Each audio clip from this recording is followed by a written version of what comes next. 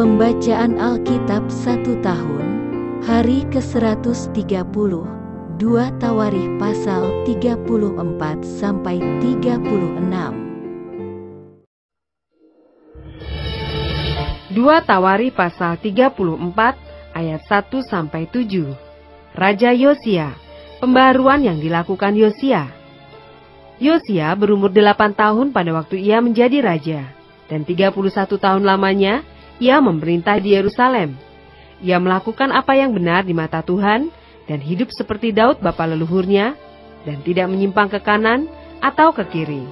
Pada tahun ke-8 dari pemerintahannya, ketika ia masih muda belia, ia mulai mencari Allah Daud bapa leluhurnya.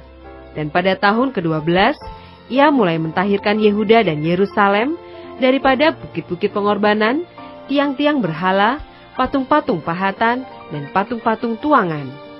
Mesbah-mesbah para Baal dirobohkan di hadapannya. Ia menghancurkan pedupaan-pedupaan yang ada di atasnya. Ia meremukkan dan menghancur luluhkan tiang-tiang berhala, patung-patung pahatan, dan patung-patung tuangan, dan menghamburkannya ke atas kuburan orang-orang yang mempersembahkan korban kepada berhala-berhala itu. Tulang-tulang para imam dibakarnya di atas mesbah-mesbah mereka. Demikianlah ia mentahirkan Yehuda dan Yerusalem. Juga di kota-kota Manasye, Efraim, dan Simeon, sampai di kota-kota Naftali, yang di mana-mana telah menjadi reruntuhan. Ia merobohkan segala mesbah dan tiang berhala, meremukkan segala patung pahatan serta menghancur luluhkannya, dan menghancurkan semua pedupaan di seluruh tanah Israel. Sesudah itu ia kembali ke Yerusalem.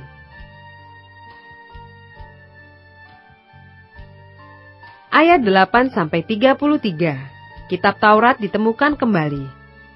Pada tahun ke-18 dari pemerintahannya, setelah selesai mentahirkan negeri dan rumah Tuhan, ia menyuruh Safan bin Asalia dan Maasea, penguasa kota, serta Yoah bin Yoahas, bendahara negara, untuk memperbaiki rumah Tuhan Allahnya. Maka datanglah mereka kepada imam besar Hilkia dan menyerahkan kepadanya uang yang telah dibawa ke rumah Allah dan yang telah dikumpulkan oleh orang-orang Lewi, yakni oleh para penjaga pintu dari orang-orang Manasye dan Efraim, dan dari semua orang yang masih tinggal dari Israel, pula dari seluruh orang Yehuda dan Benyamin, dan dari penduduk Yerusalem. Uang itu diberikan mereka ke tangan para pekerja yang diangkat untuk mengawasi rumah Tuhan, dan mereka itu yang bekerja dalam rumah Tuhan mengeluarkannya untuk membetulkan dan memperbaiki rumah itu. Mereka memberikannya kepada tukang-tukang kayu dan tukang-tukang bangunan, supaya tukang-tukang itu membeli batu pahat dan kayu untuk tupai-tupai dan untuk memasang balok-balok pada gedung-gedung yang oleh raja-raja Yehuda dibiarkan roboh. Orang-orang itu melakukan pekerjaan itu dengan setia. Orang-orang yang diangkat menjadi pengawas mereka ialah Yahat dan Obaja, orang-orang Lewi dari Bani Merari. Sedangkan Zakaria dan Mesulam dari Bani Kehat mengepalai semua. Dan semua orang Lewi yang pandai memainkan alat-alat musik mengepalai kuli-kuli dan mengiringi semua tukang dalam pekerjaan apapun. Dari antara orang-orang Lewi itu ada yang menjadi panitera, pengatur, atau penunggu pintu gerbang. Ketika mereka mengeluarkan uang yang telah dibawa ke rumah Tuhan, Imam Hilkia menemukan kitab Taurat Tuhan yang diberikan dengan perantaraan Musa. Maka berkatalah Hilkia kepada Safan panitera negara itu, "Aku telah menemukan kitab Taurat di rumah Tuhan." Lalu Hilkia memberikan kitab itu kepada Safan, dan Safan membawa kitab itu kepada raja. Ia juga menyampaikan kabar kepada raja, "Segala sesuatu yang ditugaskan kepada hamba-hambamu telah mereka laksanakan. Mereka telah mengambil seluruh uang yang terdapat di rumah Tuhan dan memberikannya ke tangan para pengawas dan para pekerja." Safan panitera negara itu memberitahukan juga kepada raja, "Imam Hilkia telah memberikan kitab kepadaku." Lalu Safan membacakan sebagian di depan raja. Segera sesudah raja mendengar perkataan Taurat itu, dikoyakkannyalah pakaiannya. Kemudian raja memberi perintah kepada Hilkia, kepada Ahikam bin Safan, kepada Abdon bin Mika, kepada Safan panitera negara itu, dan kepada Asaya hamba raja, katanya, "Pergilah, mintalah petunjuk Tuhan bagiku, bagi yang masih tinggal di Israel dan di Yehuda, tentang perkataan kitab yang ditemukan ini, sebab hebat kehangatan murka Tuhan yang dicurahkan kepada kita, oleh karena nenek moyang kita tidak memelihara firman Tuhan dengan berbuat tepat seperti yang tertulis dalam kitab ini. Maka pergilah Hilkia dengan orang-orang yang disuruh raja kepada Nabi Yahulda, istri seorang yang mengurus pakaian-pakaian, yaitu Salum bin Tokat bin Hasra, penunggu pakaian-pakaian. Nabiah itu tinggal di Yerusalem, di perkampungan baru. Mereka berbicara kepadanya sebagaimana yang diperintahkan. Perempuan itu menjawab mereka, "Beginilah firman Tuhan, Allah Israel. Katakanlah kepada orang yang menyuruh kamu kepadaku. Beginilah firman Tuhan, sesungguhnya aku akan mendatangkan malapetaka atas tempat ini dan atas penduduknya, yakni segala kutuk yang tertulis dalam kitab yang telah dibacakan di depan Raja Yehuda. Karena mereka meninggalkan aku dan membakar korban kepada Allah lain, dengan maksud menimbulkan sakit hatiku dengan segala pekerjaan tangan mereka. Sebab itu nyala murkaku akan dicurahkan ke tempat ini dengan tidak padam-padam.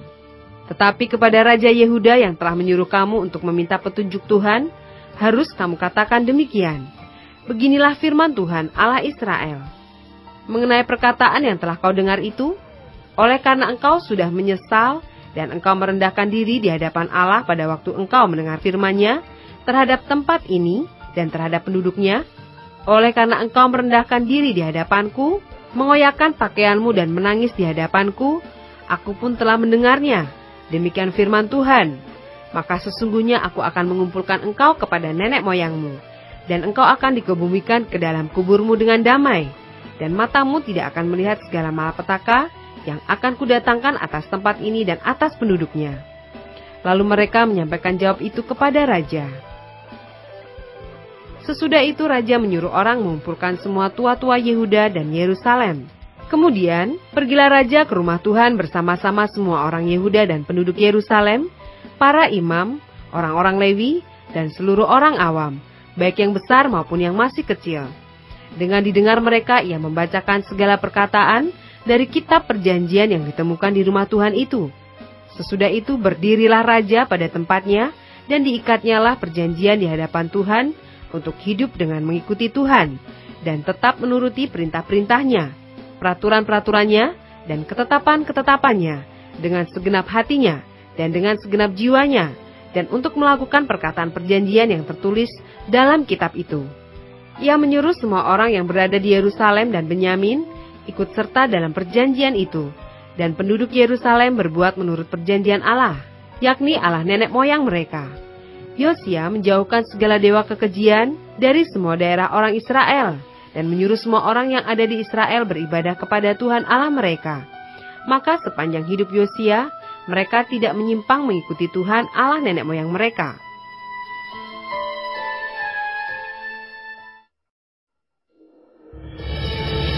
Dua Tawari pasal 35 ayat 1-19. Yosia merayakan Paskah. Kemudian Yosia merayakan Paskah bagi Tuhan di Yerusalem. Domba Paskah disembelih pada tanggal 14 bulan yang pertama. Ia menetapkan tugas para imam dan mendorong mereka menunaikan tugas jabatannya dalam rumah Tuhan. Berkatalah ia kepada orang-orang Lewi yang adalah pengajar seluruh Israel dan orang-orang kudus Tuhan, tempatkanlah tabut kudus itu di dalam rumah yang telah didirikan Salomo bin Daud Raja Israel. Tidak usah lagi kamu mengusungnya. Sekarang layanilah Tuhan Allahmu dan Israel umatnya.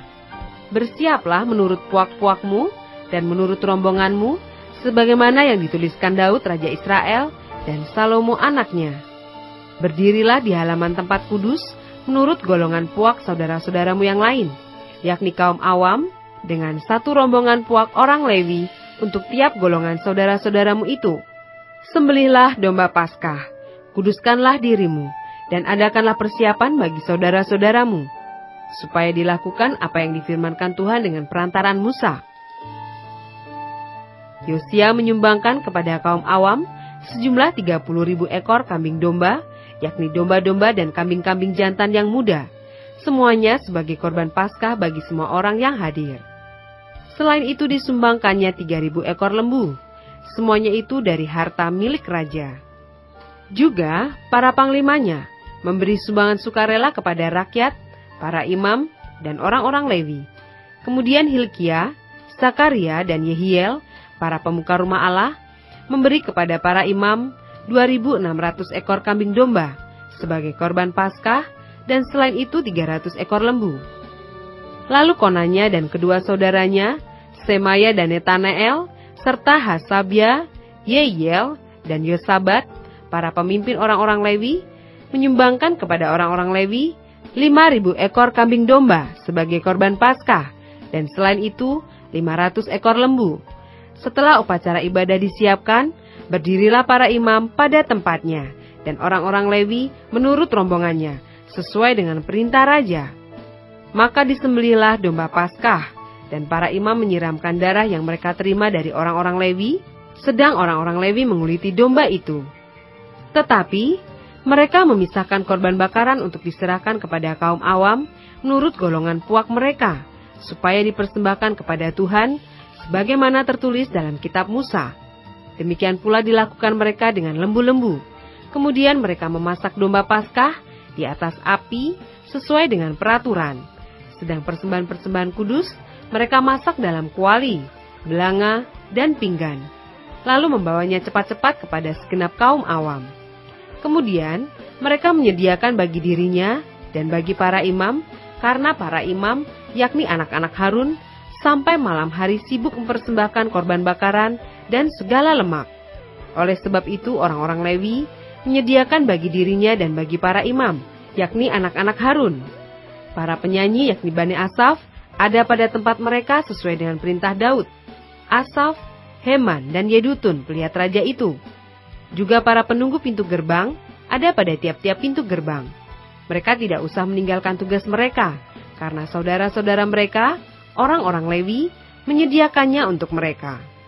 Demikianlah seluruh upacara ibadah bagi Tuhan disiapkan pada hari itu untuk merayakan Paskah dan untuk mempersembahkan korban bakaran di atas mezbah Tuhan sesuai dengan perintah Raja Yosia. Pada waktu itu orang Israel yang hadir di situ merayakan Paskah dan hari raya roti tidak beragi selama 7 hari. Paskah semacam itu tidak pernah lagi dirayakan di Israel sejak Nabi Samuel. Seorang pun di antara raja-raja orang Israel tidak pernah merayakan Paskah seperti yang dirayakan Yosia dengan para imam dan orang-orang Lewi, dengan seluruh orang Yehuda dan Israel yang dapat hadir, dan dengan penduduk Yerusalem. Paskah itu dirayakan pada tahun ke-18 pemerintahan Yosia.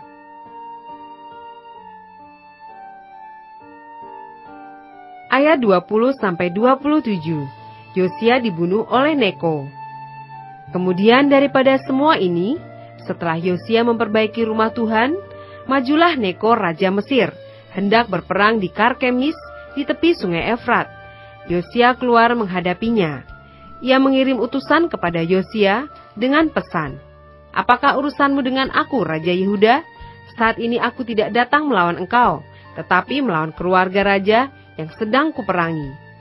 Allah memerintahkan aku supaya segera bertindak. Hentikanlah niatmu menentang Allah yang menyertai aku, supaya engkau jangan dimusnahkannya." Tetapi Yosia tidak berpaling daripadanya, melainkan menyamar untuk berperang melawan dia. Ia tidak mengindahkan kata-kata Neko yang merupakan pesan Allah, lalu berperang di lembah Megido. Maka pemanah-pemanah menembaki Raja Yosia, dan Raja berseru kepada orang-orangnya, "Bawa aku dari sini, karena aku luka parah."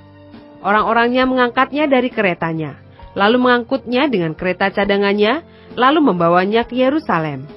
Kemudian matilah ia, lalu dikuburkan di pekuburan nenek moyangnya. Seluruh Yehuda dan Yerusalem berkabung karena Yosia.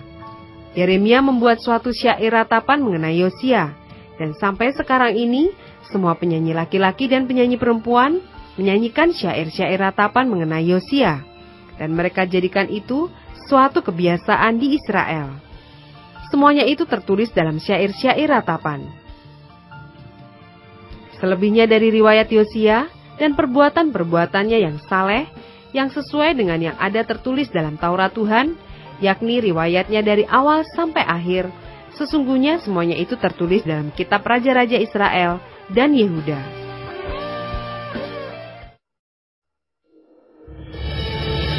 2 Tawarikh pasal 36 ayat 1-4. Raja Yoahas. Rakyat negeri menjemput Yoahas anak Yosia dan mengangkat dia menjadi raja di Yerusalem menggantikan ayahnya.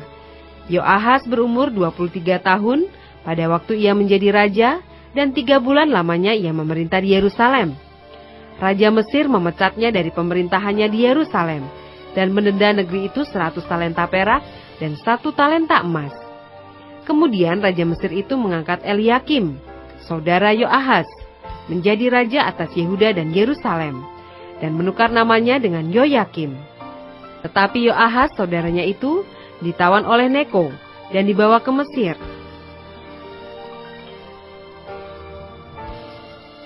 Ayat 5-8. Raja Yoyakim. Yoyakim berumur 25 tahun pada waktu ia menjadi raja, dan 11 tahun lamanya ia memerintah di Yerusalem. Ia melakukan apa yang jahat di mata Tuhan Allahnya. Nebukadnezar Raja Babel maju melawan dia, membelenggunya dengan rantai tembaga untuk membawanya ke Babel. Juga beberapa perkakas rumah Tuhan dibawa Nebukadnezar ke Babel dan ditempatkan di istananya di Babel. Selebihnya dari riwayat Yoyakim, segala kekejian yang dilakukannya dan kesalahan yang ada padanya, sesungguhnya semuanya itu tertulis dalam kitab Raja-Raja Israel dan Yehuda. Maka Yoyakin anaknya menjadi raja menggantikan dia.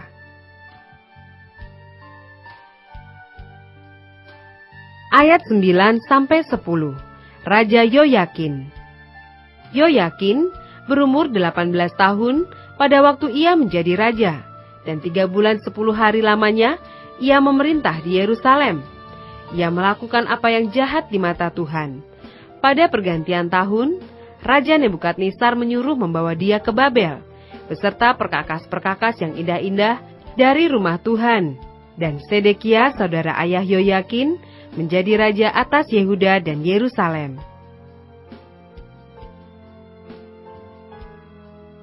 Ayat 11-21.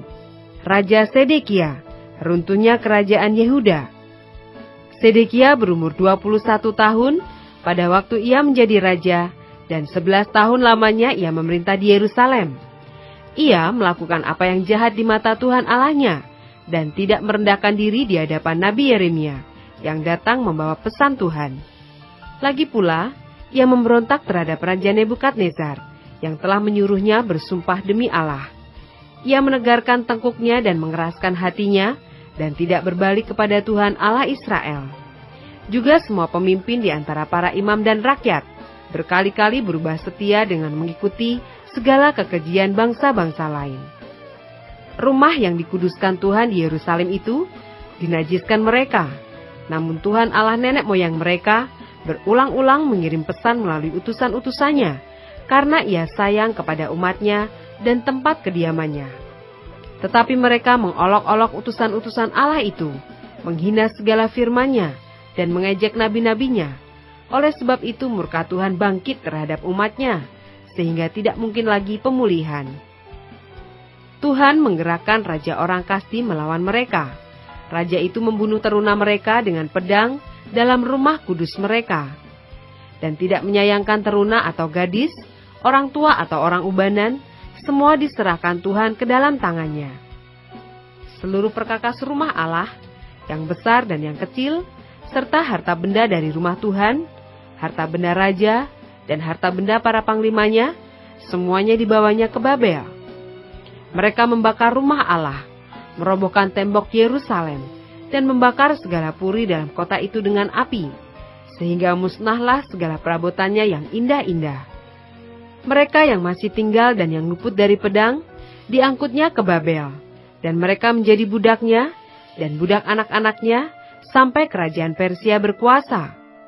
Dengan demikian genaplah firman Tuhan yang diucapkan Yeremia, sampai tanah itu pulih dari akibat dilalaikannya tahun-tahun sabatnya, karena tanah itu tandus selama menjalani sabat, hingga genaplah 70 tahun.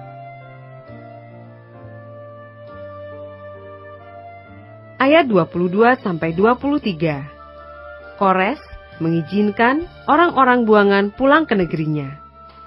Pada tahun pertama zaman Kores, Raja Negeri Persia, Tuhan menggerakkan hati Kores, Raja Persia itu, untuk menggenapkan firman yang diucapkan oleh Yeremia, sehingga disiarkan di seluruh kerajaan Kores secara lisan dan tulisan pengumuman ini.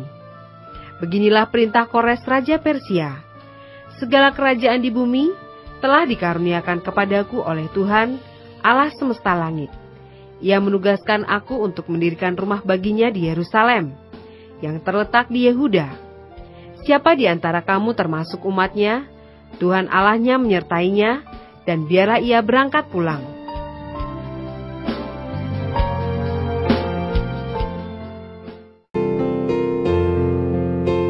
Demikianlah pembacaan Alkitab 1 tahun di hari ke-130.